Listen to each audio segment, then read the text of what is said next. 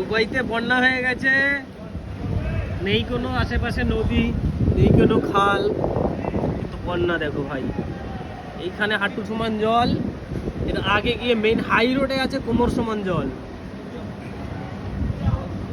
ওই ব্রুজ খলিফা দেখা যাচ্ছে, ওরে তেরি, আরে লাইভ এক্সাম, বিদ্যুৎটা কিভাবে ব্রুজ খলিফা থেকে কাটলো, একদম এটাই ওর বাস্তব জিনিস।